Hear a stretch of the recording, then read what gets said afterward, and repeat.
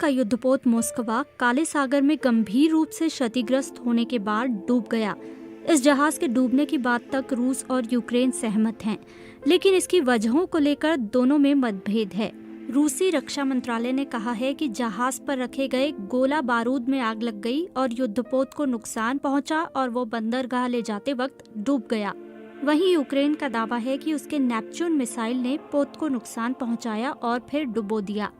यूक्रेनी अधिकारियों ने फेसबुक पर लिखे एक पोस्ट में बताया है कि युद्धपोत पर हो रहे विस्फोट और खराब मौसम के कारण युद्धपोत के चालक दल के सदस्यों को वहां से निकालने में काफी मुश्किलें हुई। रूस ने कल नौसैनिकों का एक वीडियो फुटेज जारी किया, जिसमें उसके अनुसार चालक दल के लोग शामिल थे जो एक परेड में हिस्सा ले रहे थे। यानी वो कहना चाहता है कि युद्धपोत पर सवार लोग बचा लिए गए थे। मोस्कवा नाम का युद्धपोत मूलतः सोवियत संघ के जमाने में तैयार हुआ था और 80 के दशक से ये काम कर रहा है। 2014 में क्राइमिया के रूस के कब्जे में आने के बाद काले सागर में रूसी सेना का दबदबा रहा है। मौजूदा संघर्ष में भी इस बेड़े से यूक्रेन में कहीं भी मिसाइल दागी जा सकती है और मारियोपोल को कब्जे में लेने के प्रयासों में भी इसका बड़ा महत्व रहा है।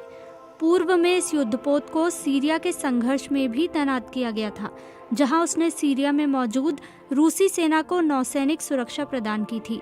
दावा किया जाता है कि इस युद्धपोत पर कथित तौर पर 16 वल्कन एंटी शिप मिसाइलों के अलावा कई एंटी सबमरीन और माइन टॉर्पीडो जैसे हथियार भी मौजूद थे।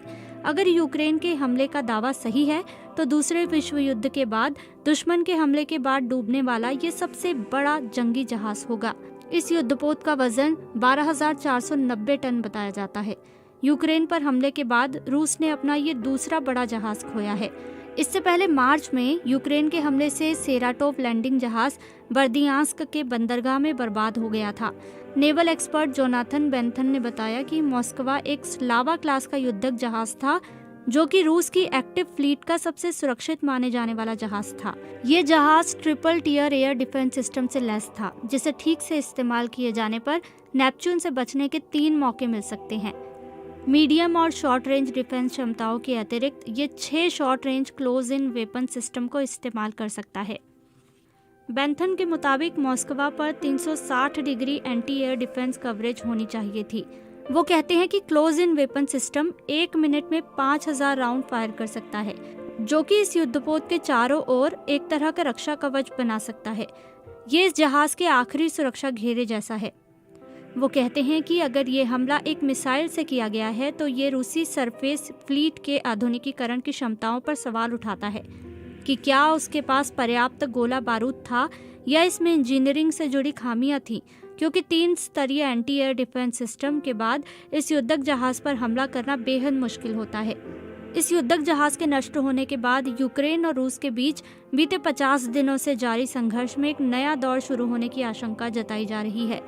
इसकी बानगी कीयेव एवं लवीव पर हुए ताज़ा हमलों में मिलती है। रूस ने यूक्रेन की राजधानी कीयेव और लवीव पर किए ताज़ा हमलों में यूक्रेन के कई सैन्य ठिकानों को निशाना बनाया है। रूस मारियोपोल आने और शहर से बाहर जाने को पूरी तरह प्रतिबंधित करने की योजना बना रहा है।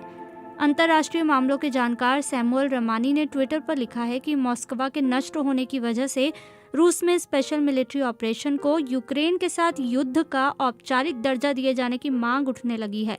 कहा जा रहा है कि अगर रूस ये रास्ता अख्तियार करता है तो इस युद्ध में ज्यादा सैनिकों की भर्ती करने से लेकर अपने सहयोगियों से मदद लेने जैसे विकल्प खुल सकते हैं। हालांकि इस मुद्दे पर रूस की ओर से किसी तरह का आधिकारिक बयान नहीं आया है।